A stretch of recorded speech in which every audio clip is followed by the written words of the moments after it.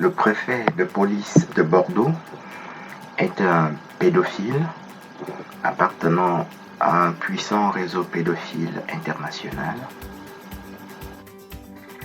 Et toutes les disparitions d'enfants en France, en Belgique, fonctionnent selon le même principe et c'est centré dans la police.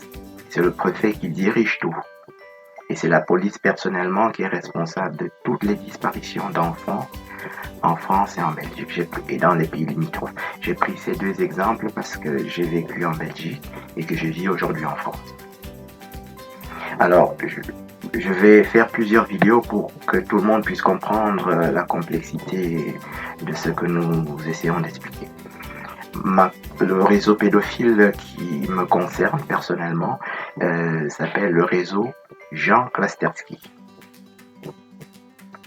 Et l'avocate de ce réseau s'appelle Maître Patricia Rubinfeld.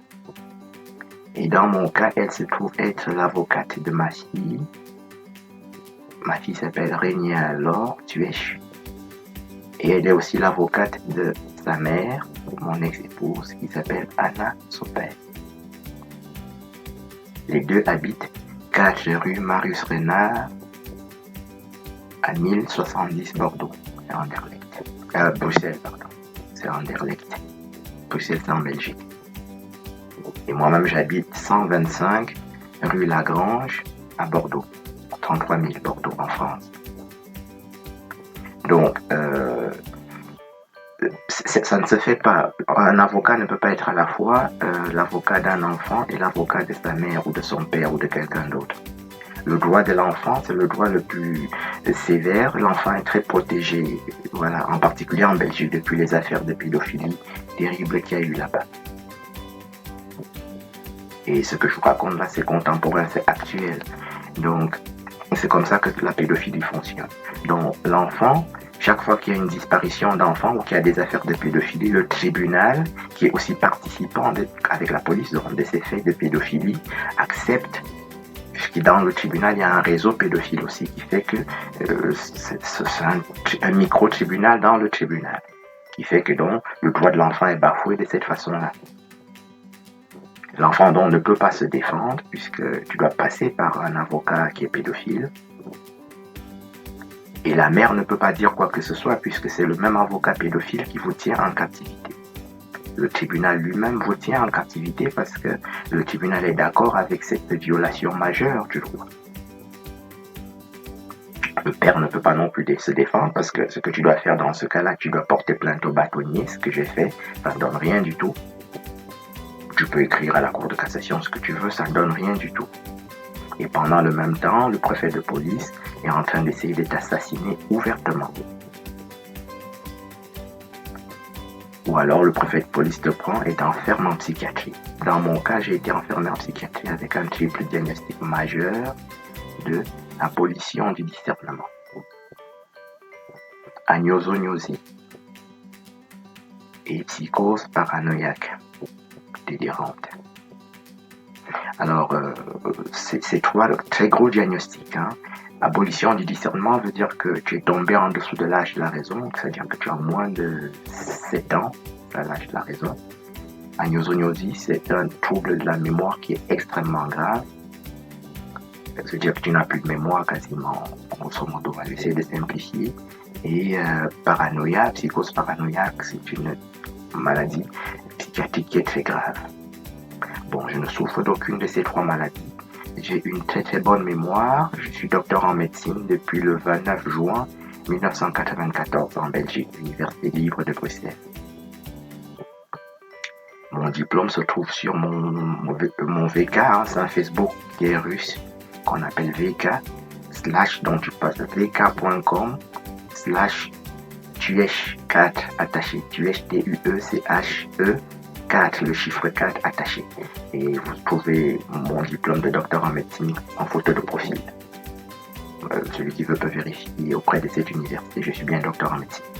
Et puis j'ai suivi depuis 1994 7 années de formation de chirurgien en chirurgie digestive, chirurgie avec tropisme de transplantation hépatique. Et En deuxième année de spécialisation, le 6 juin 1996, il y a un examen national et il y avait 100 étudiants en chirurgie et j'étais le premier parmi les 100 étudiants en chirurgie. Donc, je suis le meilleur chirurgien de ma promotion. Donc, j'ai une mémoire d'éléphant, comme on dit. Je connais la Bible, par exemple, par cœur. Je l'ai utilisée la semaine dernière et dans les 15 jours qui ont précédé pour démontrer que Thomas d'Aquin était un parfait crétin.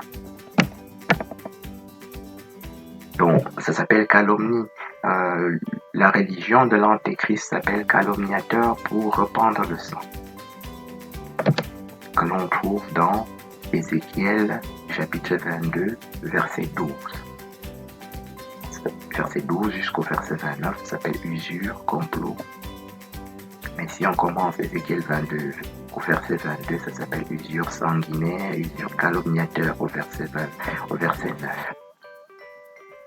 On trouve la même calomnie dans Apocalypse chapitre 2, verset 9, qu'on appelle là-bas calomnie de la synagogue de Satan, de ceux qui se disent juifs et qui ne le sont pas mais qui mentent, mais qui sont en réalité des amalicites.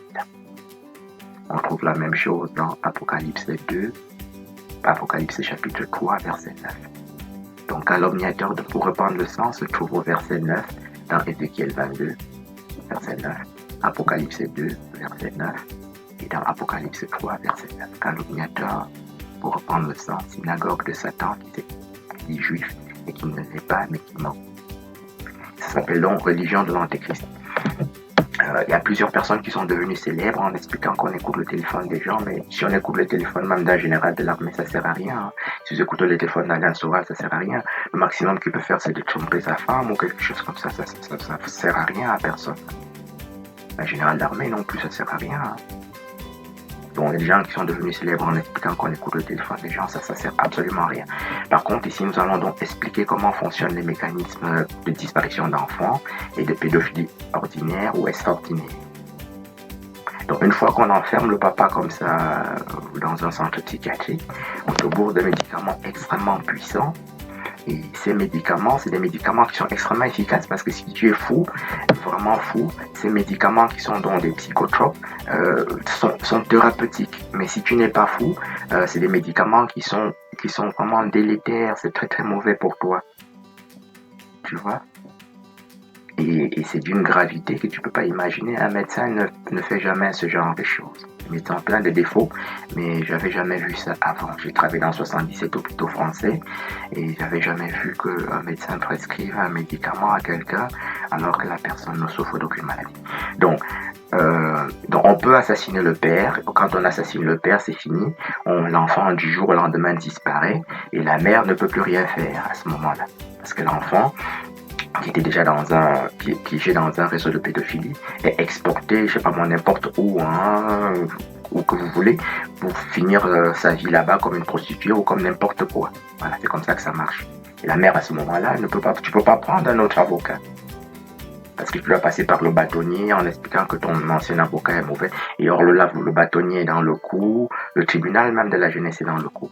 Parce que je répète, le droit de l'enfant est extrêmement garanti. Et l'enfant, même à 1 an, doit pouvoir aller dire à son avocat que oui, ma maman me bat, par exemple. Que mon papa me bat ou que ma maman a dit ceci. Indépendamment de ses parents. C'est-à-dire avoir la liberté de s'exprimer librement. Et d'être entendu librement. Donc, un avocat ne peut pas être à la fois l'avocat de la maman et de l'enfant. Jamais. C'est un acte de barbarie majeur. Et le commissaire de police, le préfet de police s'appelle calomniateur pour reprendre le sens. Ça veut dire que c'est lui qui peut, à travers un acte qui s'appelle hospitalisation d'office, prétendre un arrêté comme ça sommaire, dire que tu es dangereux ou qu'on t'a vu faire ceci ou cela et t'es enfermé en psychiatrie. Voilà. À vie. Parce que la pédophilie c'est quelque chose de très très important aujourd'hui et on t'enferme à vie, on te bourre de toutes sortes de médicaments extrêmement puissants et toi tu n'as aucun recours. J'ai personnellement, aujourd'hui j'ai saisi la cour d'appel de Bordeaux le 26 septembre 2019, récusation renvoi pour suspicion légitime dans cette affaire. C'est une procédure très spéciale dans laquelle la présidente de la cour d'appel doit statuer en disant les 48 heures. Bon, je l'ai saisi le 26 septembre 2019. Tous les documents sont sur mon site web et dans les vidéos que je présente, et elle n'a jamais statué.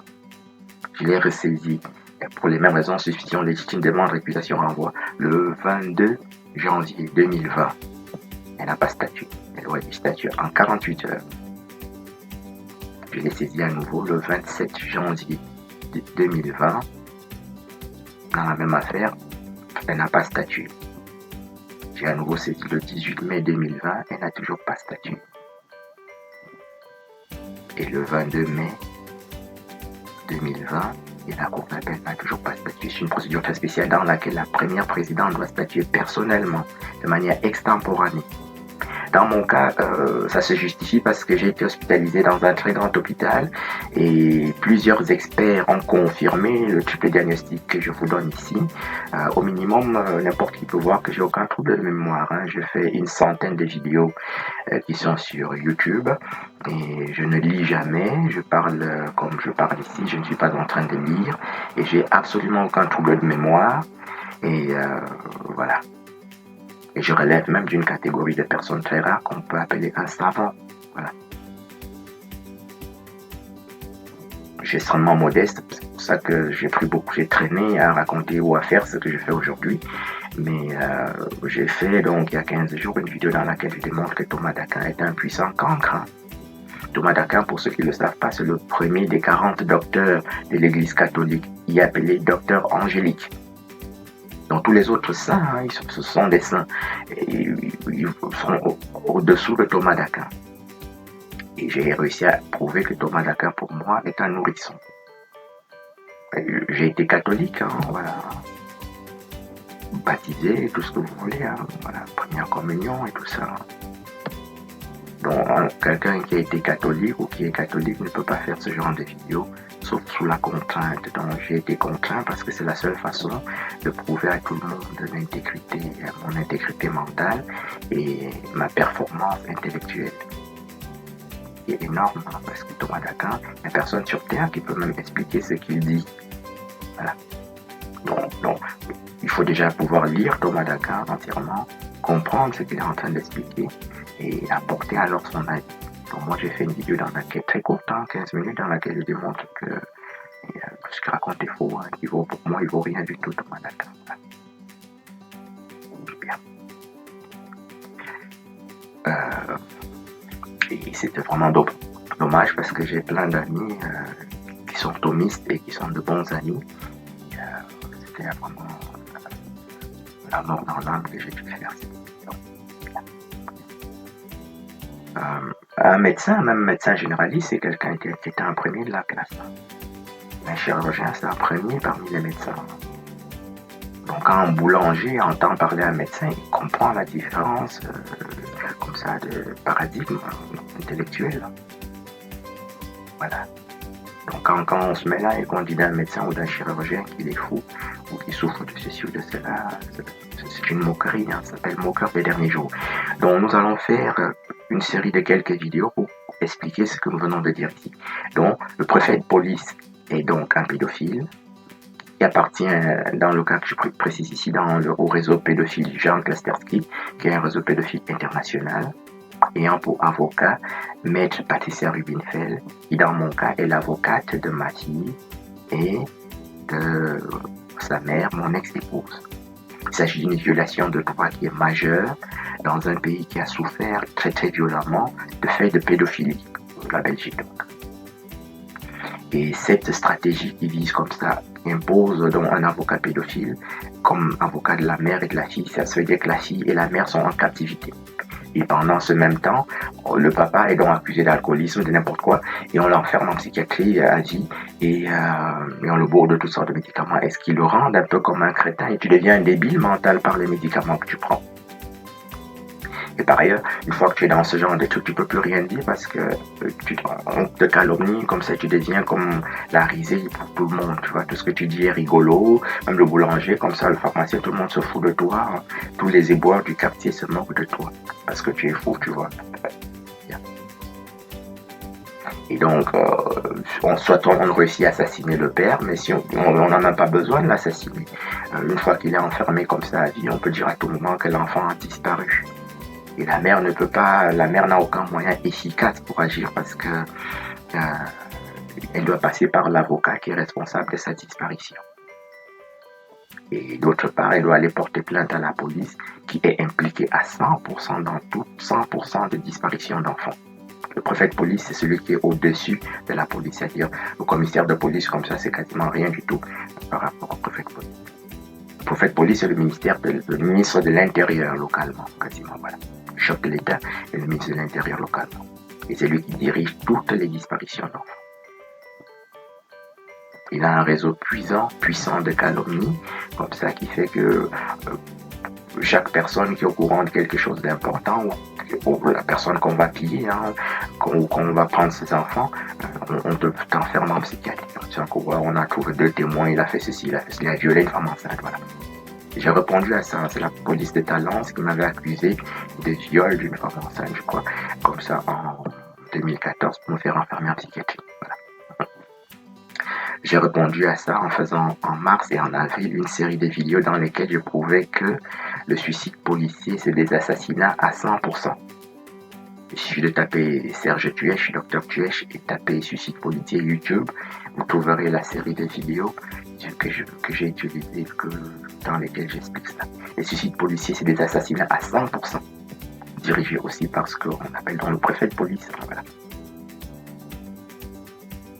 Donc, je fais toujours des vidéos très courtes parce que les sujets que je touche sont des sujets extrêmement complexes et il est important que les gens comprennent ce qu'on dit. Donc, je vais arrêter la première partie de la vidéo ici. Donc, je me résume. Le préfet de police de Bordeaux est un pédophile extrêmement puissant, appartenant à un très grand réseau pédophile international qui s'appelle donc les réseaux pédophiles Jean Klasterski, dont l'avocat c'est Maître Patricia Rubinfeld, qui en Belgique est aussi impliqué dans toutes les disparitions d'enfants, et qui dans mon cas est l'avocate de ma fille et de sa mère, mon ex-épouse. Ma fille s'appelle Régnia Laure Tuèche et mon ex-épouse s'appelle Anna Sopel. J'ai donné les coordonnées et toutes les informations nécessaires à toute personne pour vérifier ce que nous racontons ici. Donc c'est la police elle-même qui est responsable des disparitions d'enfants. Et c'est la police aussi qui est responsable des assassinats qu'ils appellent suicide policier. Un policier ne se suicide jamais. Je l'ai démontré de manière très cartésienne, parce que je suis un chercheur d'un très très haut niveau. Je suis le seul chirurgien au monde qui a publié une série de 167 transplantations hépatiques. Aucun chirurgien en Chine, au Japon, jusqu'aux États-Unis, nulle part sur cette terre n'est capable de publier une série même de 10 transplantations hépatiques. Même de 3 transplantations hépatiques. C'est extrêmement difficile. C'est un sujet qui est tout nouveau et il faut récolter plus d'une centaine de données chez le patient qui est receveur de la greffe et plus d'une centaine de données chez le patient qui est donneur de la greffe. Et on se trouve très très vite avec plus de 200 à 300 données qu'il faut matcher. Il faut étudier chaque donnée individuellement et il faut croiser les données, voilà, entre elles et pour donner un résultat. Et c'est extrêmement difficile à faire. Il faut vraiment être un génie. C'est toujours un peu violent de devoir confesser qu'on est un génie, mais une fois qu'on est face à des calomnies de cette hauteur-là, on est obligé de le dire, sinon ça marche pas. Je l'ai dit en mars, en avril, et ça n'a pas marché. J'ai donc été obligé de pulvériser Thomas d'Aquin. Et maintenant, je dois quand même malgré tout le répéter, parce que l'arme de l'autre personne s'appelle accusateur mensonger, accusateur de nos frères, qu'on trouve dans Apocalypse 12 aussi. Dans 2 Thessaloniciens 2, calomnie de la synagogue de Satan. Donc, ils ont de puissants réseaux de calomnie. On peut t'accuser de n'importe quoi. On dit tu as tué un chien, tu l'as bouffé, ou tu as violé une femme enceinte, ou tu as violé une grand-mère, n'importe quoi. On t'enferme à nouveau pour 1 milliard d'années. Voilà. Donc, en attendant, je suis donc obligé, l'arme que j'ai, c'est de dire les vérités, même celles qui sont violentes. Donc, vous avez devant vous un génie d'un très très très haut niveau. Je suis obligé de le dire. Voilà. Même que je l'ai dit en mars-avril, ça n'a pas marché. J'ai donc dû pulvériser Thomas d'Aquin de manière extrêmement violente. Et c'était aussi une violence pour moi, il faut le savoir.